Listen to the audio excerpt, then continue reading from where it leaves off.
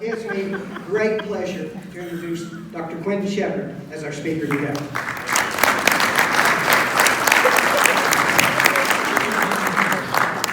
Thank you. It is truly my honor to be here with you all today and spend a few minutes talking about the great things that are happening at the ISD. Now, some of you know, if you've seen me present before, I like to walk around when I present. I don't usually get up on stage. I'm not going to today. But as I'm walking around today, if you notice that I'm walking with a little bit of an odd gait, if you will, an odd limp, I recently had a bicycle accident. I went out on my birthday. I was going to go on like this 43-mile bike ride and ended up like in the pavement for the better part of 20 yards. So if I get a little unsteady on my feet or if I yelp in pain, don't worry about it. Let's just roll with it together. It's perfectly fine. Just roll with it, right? Thank you for laughing. So I'm going to get into the state of the district. There's a lot that I can cover today. I'm going to try to focus some of my talking points and talk about some of the great successes. When it came to thinking of a title that I could use for the program today, the clicker's not working, and it is on. It was working yesterday.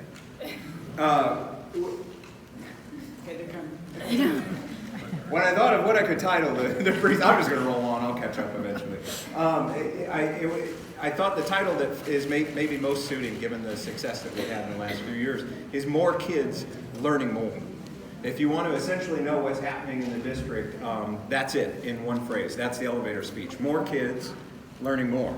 And so as I talk through the presentation, I'm going to bookend that. I'm going to share a little bit with you about what's happening at the early elementary grades, at the pre-K grades, and then I'm also going to share with you what's happening at the high school level specifically. And then I'm really excited to share with you the framework of what it is that we're working through at VISD right now as it relates to the system of great schools and some of the programming that we're trying to build, and the conversation that we're having with our community as we build those schools that can meet the educational needs of our students. Great timing. Thank you. More kids learning more. And I have a lot to say, so you're going to have to listen fast. First of all, enrollment. Let's talk about enrollment, because everything I say after this, keep in mind that our enrollment is mostly staying steady. It's not changing all that much. Our economic disadvantage is gone up a little bit, but you can see our enrollment, although down a little bit, isn't down significantly. Fun fact for you, I'm going to write this for an article in The Advocate next week, but the average school district in the United States is losing between 10 and 25% of its students, its public school students, because of COVID. Between 10 and 25% of the students have virtually disappeared from public schools. Fun fact for how are we doing in Victoria, we've lost less than 2%. So that puts us light years ahead of pretty much every other school district, probably in Texas, and I would venture to say in the country. In large part, it's because of how we've done it, I think. I think parents basically have walked away from public education because schools are making decisions and not asking the parents and not asking the teachers and not asking the students. We've said from the very beginning, we're going to ask you, the community, what you think we should do. Nobody really knows the best way to work with this pandemic, but collectively, we're a group of really smart people. And we've been able to solve some major issues here that the rest of the state, frankly, the rest of the country has looked at us and what we've done and tried to replicate that. So our enrollment's about the same. Child nutrition, just a fun fact for you, we serve 1.3 million meals in a year. So that's total meals fed, and you can see breakfast, and you can see lunches and dinners. That picture up there at the top are the dividers that we have at all of our cafeterias to keep our kids safe. That's actually one of the more dangerous places in our school for COVID spread, obviously, is during lunch, so we're doing everything we can to keep our kids safe. How about the instructional setting? A lot of folks ask me, where are the kids? Where do they go? And I thought the best way, the easiest way for me to show that to you is to show you where they were at the start of the year, from August 18th to September 4th, where they were in September 8th to September 16th. So about a 50-50 split. That's where parents' minds were at that point. And now, October 16th to the present, it's dropped to about 30% of our kids are still remote. I suspect that's going to change. I've stopped trying to predict the future on this thing, but if I was, in fact, to try to get inside the head or the mind of a parent, I think with the number of cases that are going up pretty substantially, and then probably what's going to happen after Thanksgiving, I think we're going to see a bigger uptick in remote instruction, just because parents want to keep themselves and keep their kids safe. And you know that we've also pivoted from our high schools. We're going to go fully remote in our high schools after the Thanksgiving break and through January 15th. The reason we had to do that is because TEA requires us to keep our elementary schools open. basically at all costs. But we were getting to the point where it really wasn't safe for us to have our elementaries open because we didn't have substitutes. So what we're going to do is we're going to look at closing down our high schools, essentially going to remote instruction, and that should free up some staff that we can support our elementary schools, essentially keeping them, for lack of a better way to put it, on life support so that we can keep educating our kids for as long as possible. Teaching in a hybrid environment is actually pretty cool. We have some really neat stuff that's happening, face-to-face students, and PPE actually makes for some wonderful teaching experiences for kids. So what you're seeing here is a unit on static electricity using the PPE equipment that we have in the classroom. It's an effective program for students. Obviously, there was a steep learning curve for us. What was happening in March is totally different than what's happening now.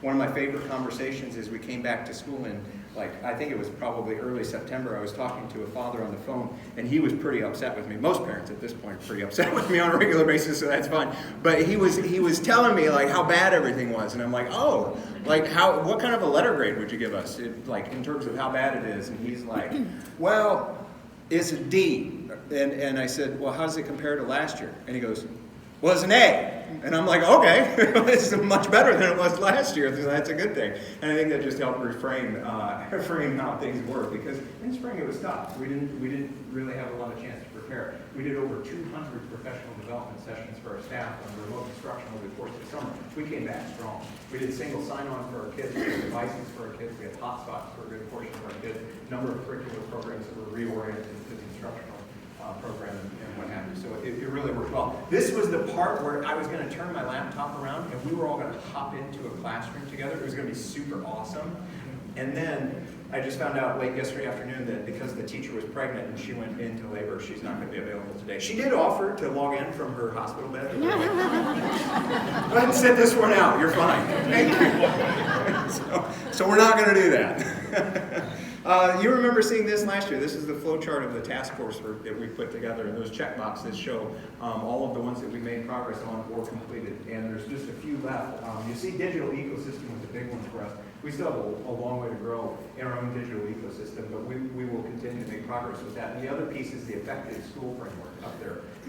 And that one I'm going to talk about a little bit more because that's a really exciting place for us right now instructionally. So let's talk about learning pathways. Some of you have heard me say this before, but this is how I preface all of my conversations about this. For almost everyone in the room, I would venture to say every single person in this room, what we experienced in high school was a single pathway through our education. Right? You went to high school, the general consensus was you should be able to go to college, and we're going to kind of try to push you towards college. And if you think about the high school experience, centralized library, centralized cafeteria, teacher in front of the room, students, it's basically college, right? It's soft launch for college. But we realize that's not effective for all kids, because not all kids go to college. It's not to say all kids shouldn't be able to go to college. They should. But if they don't want to go to college, that's okay too. And so what we have to do is we have to get out of this mindset of a single pathway to our education. That's Nursery Road, by the way, a place where I used to like riding my bike until last week. But see, that doesn't work for this type of a classroom environment. That's me with a student at Allo Elementary. We're doing this hands-on learning thing, and this student, as I showed up in the library that day, wanted to build a crane, and I wanted to build a crane with it, because it just looked like fun. And if you look at that classroom, and you say, what does that student need? That's a hands-on learner. They need different things than what we would think of as a traditional classroom, because most of our classrooms around the country, not just here in Victoria, still look like they did 100 years ago. That classroom is not conducive to the type of student learning that we want to offer our kids right now. And I think we, as a school district and as a community, can do a better job of creating spaces for our students, learning spaces for our students, that actually allow them to learn in a way that they want to learn, and in a way that they learn best.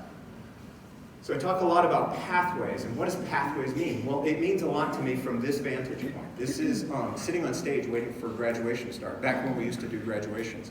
And that's another joke. I have to make jokes, because otherwise, I wouldn't be here, frankly. So this is a picture from graduation night before the students entered the field. And it occurred to me that this, too, is a very old paradigm. Walking across the stage with a diploma in hand, it's not meaningless, but it's not preparing our kids for their future. To me, preparing our kids for the future is every single kid, 100% of our kids having an and. Meaning, I have a high school diploma and acceptance to university. I have a high school diploma and industry certifications that I can put to work on Monday morning. I have a high school diploma And I've been recruited to the military. I have someplace to be on Monday morning. See, to me, it's Monday morning that matters. And in this district, in this community, we will hit 100%. We will hit 100%. As long as kids start with us in kindergarten and work their way through the system, 100% of our kids will have a launch and they will have an and. Now, if kids come into our system somewhere along the line, that's fine, we'll catch them up because they're going to be behind. That's the way I look at it. And that's the way that we've got to think about it for the future of the education of our kids. So those kids are going to have an and one way or another. We've made good progress already, and I think we have good progress yet to go. So this is the Effective Schools Framework. How are we getting all this work done? It's this. This is the secret sauce. We have these 5 levers of school improvement. This is what we focus on with our principals and our instructional staff to make sure that we're making forward progress. On top of that, we have our findings and directions goals. Many of you in this room were part of writing that document. We brought together over 200 people from our community to help write that document together. On top of that, we've got the board goals and our SGS goals, and these are the goals that they set out for us when it comes to student achievement, things that we're keeping at the forefront of our mind all the time. The work that we've been doing lies under those 5 levers. You can see everything from social emotional learning to community partnerships to digital ecosystems, talent development, strong leaders, on and on and on and on. We have all this great stuff that we're doing in the district, but it's all strategically aligned to what the board sets out as our goals, what the community has set as our findings and directions, and what the Effective School Framework says is what's best practice in the classroom and in the schools. So, is it working? You want to know, is it working, right? Let's check out, it's working. So let's look at 2015 and 16. This is gifted and talented students, early age gifted and talented students. Does anybody see something funny happening on the right side of that graph? This is the number of kids who've been tested and identified for gifted and talented. Almost fell there. I know you were looking at me. You were ready to catch me. It's okay. It's pretty amazing, right? When I said more kids learning more, I wasn't kidding. More kids learning more. Look where we've been for the last 4 years in identification and number of kids in gifted and talented services, and then look what happened last year. So now that we've tested this many kids, guess what's going to happen with the number of kids in our gifted and talented program? We're identifying more kids, we're going to give them more learning opportunities. This is a game changer. As these kids matriculate through our system, this is going to be huge for our community. I just can't say enough about this. This makes me really excited. Is it working? You want to know, is it working? Let's look at pre-AP students. So if you can't see the graph there, these are the pre-AP students. When we go back to 2015, 2016, there were 1,200 pre-AP students. There are now 1,467.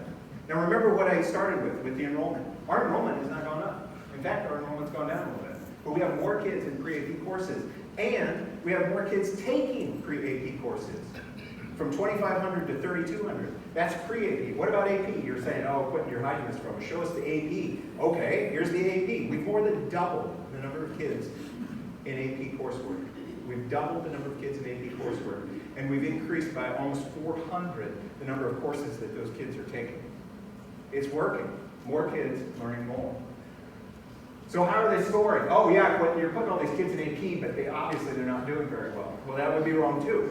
A 1 is a low score on an AP. You don't want to score a 1. Frankly, you don't want to score a 2. You want a 3 or above. This chart reads right to left. So this was 2018. 596 kids scored a 1. That's down to 435.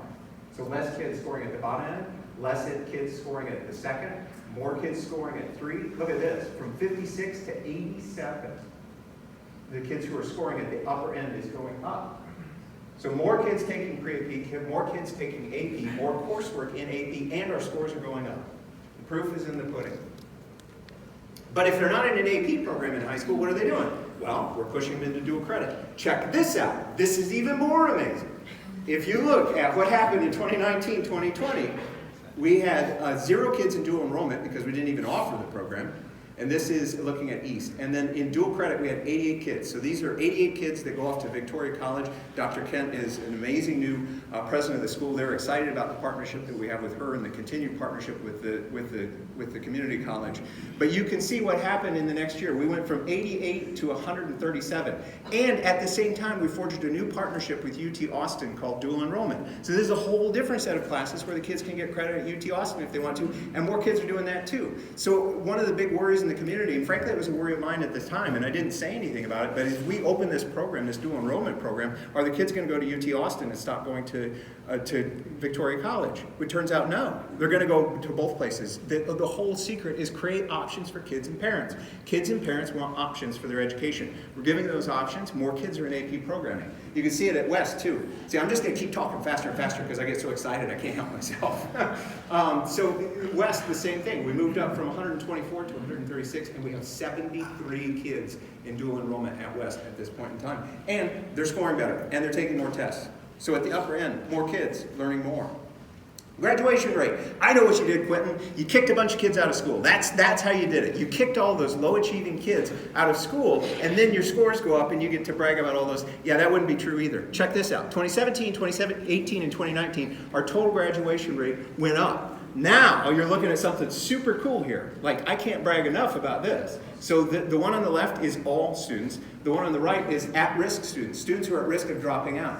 In 2017, when I got here, the percentage of at-risk students was 2.4% less than our average dropout rate. And that's just like every other school around the country. Every school around the country, as you can imagine, the at-risk students drop out of school. The kids who are not at risk typically don't drop out of school. So you'd expect to see the graduation rate be less for at-risk students. In the second year, that was cut in half. That was cut in half. The number of kids who are at risk graduated more, double, right? We closed that by half, and then check out what happens this last year. We actually have a higher percentage of kids who are at risk who are graduating in the system than the kids who are not at risk. So you tell me, is it working? Yeah, resoundingly, it's working. If you want to know the state of the schools is great. We got more kids learning more. We're keeping at-risk kids in session. We're keeping AP kids actively involved. We've got new credit kids coming out of our ears. This is great news. You want to see something even cooler?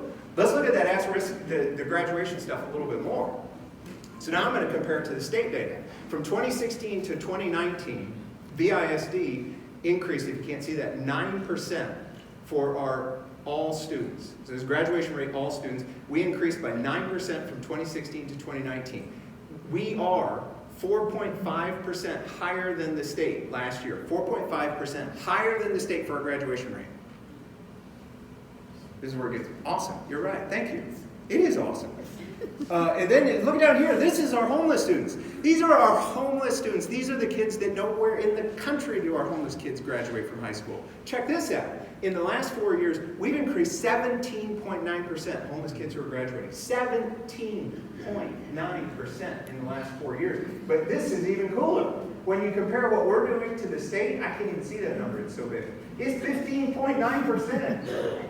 We score 15.9% better than the state average when it comes to graduating homeless students. Take that to the bank any day of the week.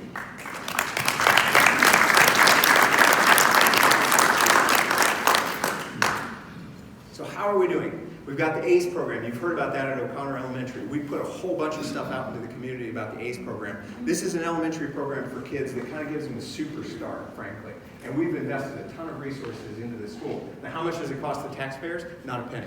We went out and we got state grants for it. The SGS grant programming is how we're paying for this, the curriculum program for these kids. There's a ton of information up here. We've got some information on the district profiles on your table, and certainly you can go to our website. But it's a pretty cool program to see in action.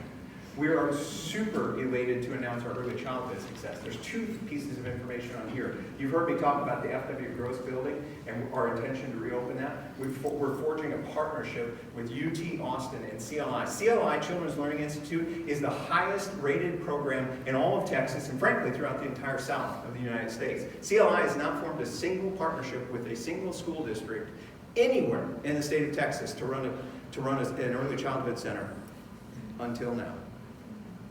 We're in the final stages of creating that partnership with them. All that's left is to sign the documents. We're going to take it in front of our board in December to put it out there. This is huge. This is a game changer because we're saying that all of our kids are going to have this premier opportunity to get the single best early childhood education in the state of Texas, and they're going to go to FW Gross to do it. And we also have this Head Start partnership. Head Start had separated from the school district several years ago, and we've been able to fold them back into the school district so that we've forged a partnership with them so that wherever parents want to send their kids for early childhood, they're going to be able to do it and get a premier education. So So let's talk about partnerships and the AMP. This is kind of back at the high school level. Talk a little bit about P-TECH, if you haven't heard of P-TECH. We've kicked off our healthcare P-TECH. We had over 200 parents excited to sign up for these spots. What it basically means, in short, is for kids who are interested in healthcare, we've carved out a pathway through high school that's focused on healthcare. So when they take their science, when they take their math, when they take their English, it's focused on healthcare. And when they graduate high school, because of the partnership with Victoria College, they walk across the stage with an associate's degree in healthcare. And it's completely free to them. Yeah, wow, that's right.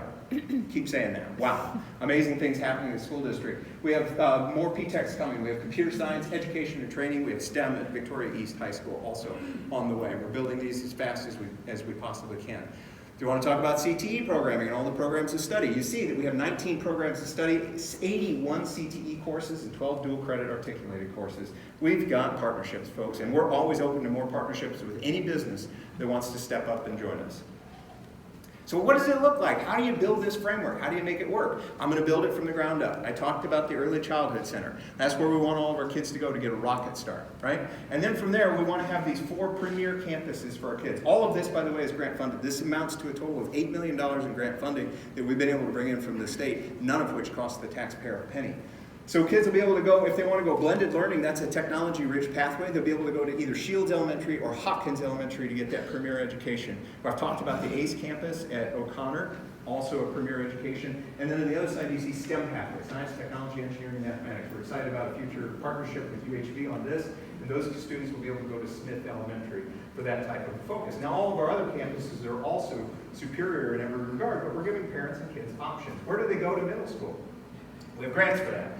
We're currently redesigning Patty Welder and Stroman so that those kids, as they work their pathway through school, they can go to traditional middle school or they can go to these focused middle schools where they're going to get a deeper, enriched learning experience. And then where do they go when they get to high school? Well, we're building that too. This is where the education, P-TECH, computer science, healthcare, STEM, T-STEM, dual credit, dual enrollment, AP, it just goes on and on and on. Pathways for kids, pathways for parents. We're going to give you an opportunity to carve your own pathway and be successful. Question in front of the bond committee right now is if this is the pathways that we want for our desired future, how are we going to get there? How are we going to get there? This is a question for our community. I'm being serious here because this is one thing that, the district can't go out and write grants for this.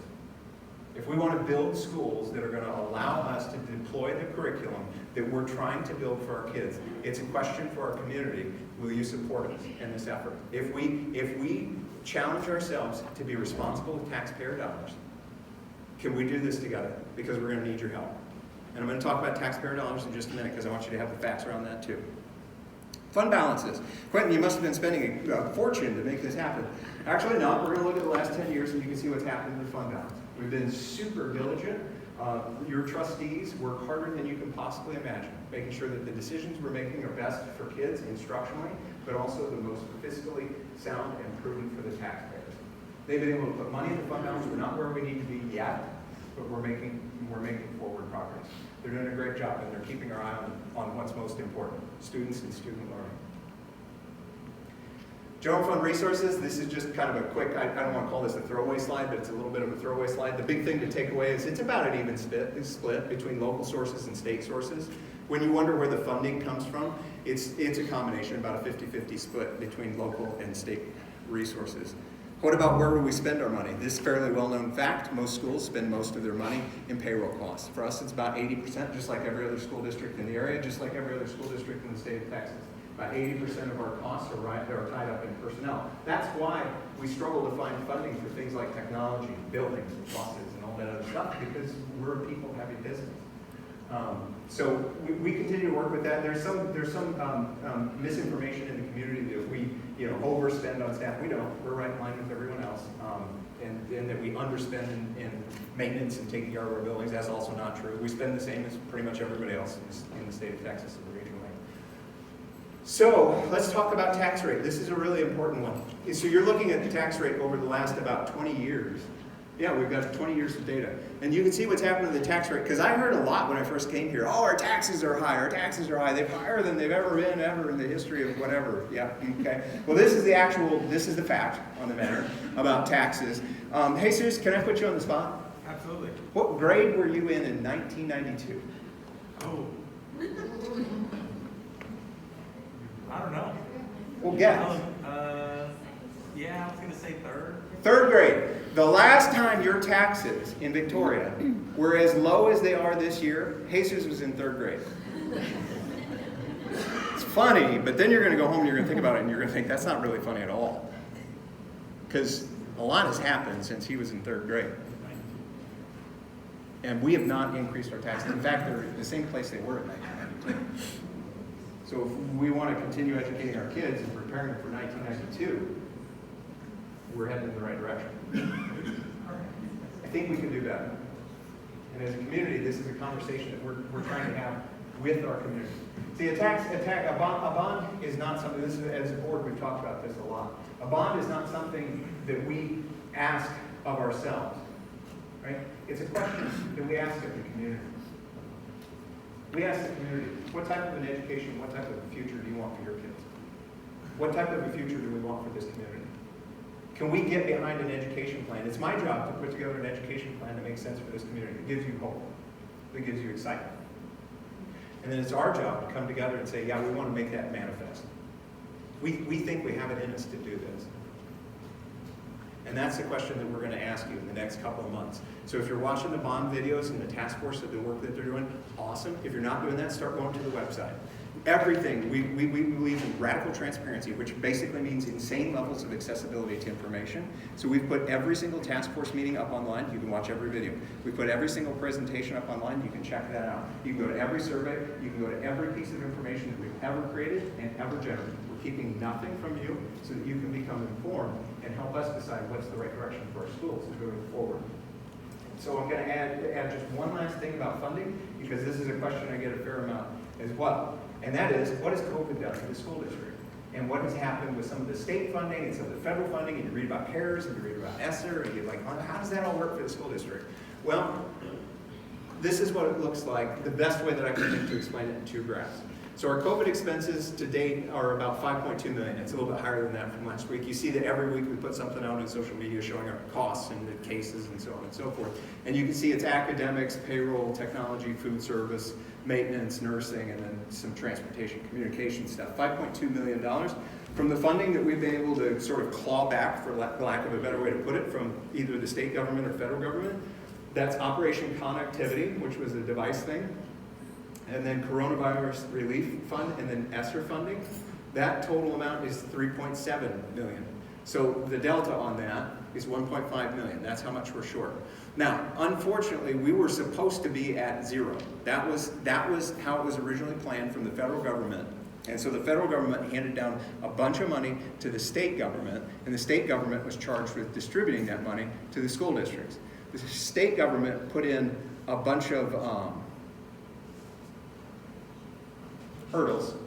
I would say restriction. I was trying to think of the right word, the appropriate word. Restrictions, hurdles, whatever you want to call them, that made it very difficult for the district to access the full amount of funding that we were supposed to be given. So as a result of that, we didn't get the money that was essentially allocated to us from the federal government. The state has been holding on to that money, and my understanding is they're going to try to backfill it into education in future years as the funding struggles, or as they anticipate funding struggles moving forward. But what you need to know as a local taxpayer is that the money that was essentially designed to come to us, to the school district, didn't make it all the way to us. And that's important. I think that's really important, because somebody has to make up the difference. And I just think it's not right that the local taxpayer doesn't know what's actually happening. And so that's the best way that I can explain it in one slide. And with that, I have about 5 minutes for questions. I did it.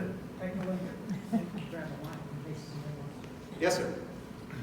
You talk about some pretty impressive data in terms of kids, more kids learning more. But Yes. you haven't had a lot of increase in enrollment.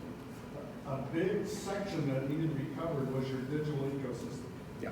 Do you have a sense of how much an RFP or how much investment's going to be needed to get that to where you want? Yeah, great question. That's a really good question. The question essentially boils down to, our enrollment is the one thing that hasn't changed. Can we make that better? And do we think it's a digital ecosystem thing that's going to make it happen? I think that's a huge part of it. We've enrolled just 17 kids, not very many, but 17 kids have reached out to VISD and said, we want our kids to have remote instruction, and you have a fairly quality program. We'd like to put our kids in your program.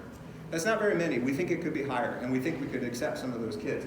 Do we have an opportunity to grow our enrollment? Yes. Will we grow our enrollment? My prediction would be yes. We built all the right programming. Word's going to get out. We can try to keep it a secret in this room, but I wouldn't suggest that we do. I think we should go out and we should start telling folks in our community, like, there's some really cool things happening in the schools. This is the place to be. If you want your kids to get a premier education, you go to BISD. And then when I come back here in 2 or 3 years and our enrollment starts exploding, I think that's the place that we want to be. So share widely. Other questions?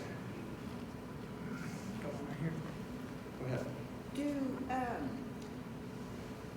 When people are searching on the website and looking at the way the schools are rated, Mm-hmm. you know, it doesn't look very good. Mm-hmm. Yeah. So, with all this great stuff that's going on, is that, hopefully that's gonna change. Yes, 2 pieces to that. The first piece is you're right. As long as they're looking at just achievement scores, that's all they see. If they're looking at growth, they see a different picture. If they're looking at growth, they see a district that's on the rise. There's no question about that. And then the other thing, when folks look online, I think there's a general misunderstanding publicly that the school ratings measure the intelligence of students. And please don't think that. The school ratings, school report card grades, are a measure of student intelligence. Not true. It's not. What it does measure is community wealth. It measures community wealth really, really, really well. So when somebody talks to you about school report card grades, what they're talking about, and you need to help them understand this, is they're talking about community wealth. If you look at some of our schools, our elementary schools are the best example. If you look at some of our elementary schools that are in the wealthier parts of town, they score really high. When you look at some of our elementary schools where they're in the poorer part of town, they score really low.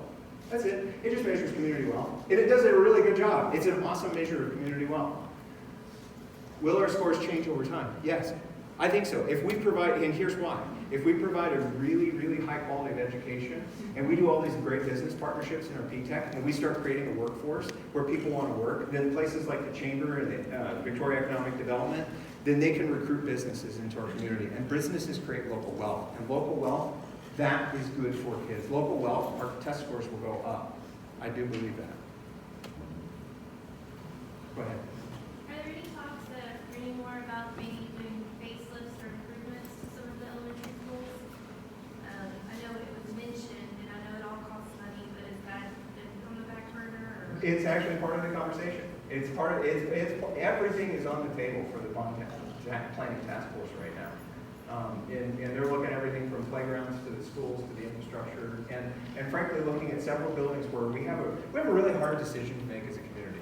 And essentially, I'll help you think about it like you're a homeowner, right? So if you're living in your house right now, and you know you need a ton of renovations and replacements and so on and so forth, and so you get a contractor to come in and give you an estimate on what it would cost to bring it back up to par. And then the contractor comes back, and let's just say that they say, well, it's going to be 60% of your home's value just to bring it back up to what you consider to be a livable standard. Would you spend 60% of your home's value just to get it back up to where it started, as opposed to think about buying a new house or building a new house? You're debating with yourself, aren't you? Because like for the average homeowner, they'd be like, no, I'm not 60% just to get back to where I started. That doesn't make any sense. That's exactly the situation we're in with several of our schools. And so we have to have this really hard conversation of, do we want to do a facelift? Do we want to drop 60%, closer to 70% into renovating the school just to have it the way that it was? And can I put you on the spot? Your kids go to Mission Valley? Okay, Mission Valley. So the question becomes, Mission Valley, is that the school that we want for the kiddos in Mission Valley that's currently at about 280 kids in enrollment? Or do we want to bump up enrollment a little bit because the communities out there are growing? Right, so like, do you want to have a slightly larger school that your kids, so that your kids can continue to go to Mission Valley? Go, yes. Okay, I think we're on the same page. Good answer. Good question. So if you could measure parental engagement in all of these numbers, what would you say that is right now? Parental engagement. The question is, if I could measure parental engagement, what would I say that our parental engagement number is right now? That is a brilliant question. I would say growing, and growing rapidly. And I think parents, and I'm going to expand it, it's more than just parents. I think it's parents, community, teachers, and students. And I love you, but I hate the word engagement. Because I have no use for engagement. And if you've heard me in 3 years, you know I've never used that word once. I don't have any use for engagement. I'm all about ownership. See, I think parent ownership is through the roof.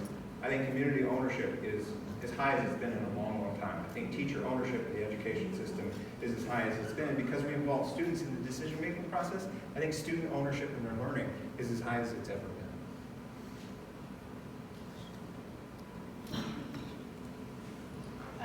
I'm looking at this sheet here, and some of the statistics say that average students is a little above 46%. When you have to close down or do remote learning with some of the schools, some of those home environments aren't ideal. How do you address those with such a high at-risk population? It's a great question. I'll give you the 30-second answer. I wish I could give you the 2-hour answer. What we did as a district, when we recognized we were going to drop into remote learning, we recognized that exactly that. The students who need us the most, we weren't going to see them. Did you know that the number of DFS, Department of Family Services, the number of calls to DFS dropped like 800% when we went into remote as a country? So all the kids who needed us to protect them, we weren't there to protect them. And if you want to talk to a teacher and see some real heartbreak, know that fact. But what did we do as a school district? We decided to immediately pivot and put forward part of the community plan that we had put together, our findings and directions. Our community had committed to social emotional learning for every student. Social emotional learning, taking care of their wellness. And so what we did is we said we're going to ramp that up as fast as we possibly can. And we put a social emotional learning specialist at every single campus so that those kids would have somebody who was looking after their well-being. I think of it, I saw this once online, and I think it's a great way to talk about this. It's like, as a superintendent, and I'll try to wrap up here, certainly if you have any questions, you're welcome to stay afterwards. In fact, we could just talk all afternoon. That'd be awesome for you. So anyway, like Superintendent Q is up here, and I've got like 600 balls in the air right now. And I've maybe more than that, like 1,000 balls in the air. And the truth is, I'm just going to be honest with you and with the school board and with everybody else who asked me, I'm going to drop a ball. I can't keep this up for forever without dropping a ball. And I know I'm going to drop a ball. But here's the secret. Here's the secret that makes you successful. You have to know, and I'm talking to you as a parent too, because as a parent you know this. You're going to drop the ball as a parent from time to time. The secret is to know which of those balls are plastic, so you can pick them back up, throw them in the air, and everything's going to be okay. And which of those balls are glass, because if they hit the ground and they break, you're done. Social emotional learning, as a parent, when we think about our kids, that's a glass ball. We don't drop that one. As a school district, we owe it to your kids to make sure we never drop that ball. So that's the one we focused on because we knew that those kids would need us like never before. With that, I got one more question. oh, sorry. Go ahead, Dr. Frost. As a teacher educator, the term social emotional specialist is new to me. Can you share what the background of those individuals are with education and training and Sure. a little bit about your job responsibilities? Sure. Social emotional learning, it actually is new to us the way that we're talking about it, but for those of us that have been in education for a while, we can remember way back a million years ago, it seems like, when ASCD first came out with the Whole Child Initiative. And the Whole Child Initiative is thinking about our kids beyond just a test score, right? Our kids are not just how they do in class, they're also how they're doing as a person. Are they growing as a person? Are they becoming a community member? Are they becoming a democratic citizen, so on and so forth.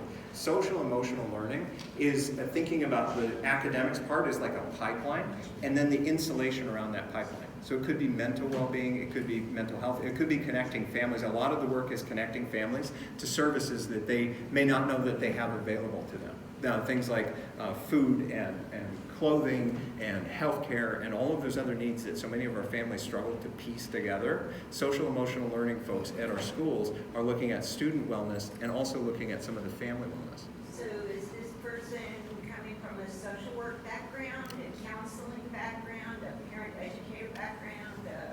Yes to all. It's not something that like we can just go straight to the university and find somebody who's social emotional learning. That's been their degree. So we've looked at, we have some counselors, we have some, all of what you said, social workers, we have some that were our community liaison, formerly our community liaisons, that we've also tried to move into this role and help support that work. I think this is going to be an area that's going to see tremendous growth in university preparation programs, because every school that has any sense of the future knows that this isn't going to change. It's not going to get easier. It's going to get harder for us, and we have to support our kids if they're going to be successful in the classroom. You all have been just awesome. Thank you today. More kids learning more.